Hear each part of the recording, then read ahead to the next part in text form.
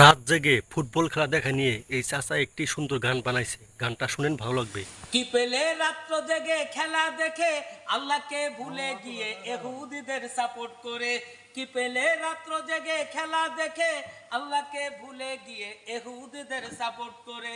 চিন্তা করো যদি পাবে তুমি উপলব্ধি, চিন্তা করো যদি পাবে তুমি উপলব্ধি। কি পেলে ইহুদি খ্রিস্টানের ছবি বুকে রেখে, কি পেলে ইহুদি খ্রিস্টানের ছবি বুকে রেখে।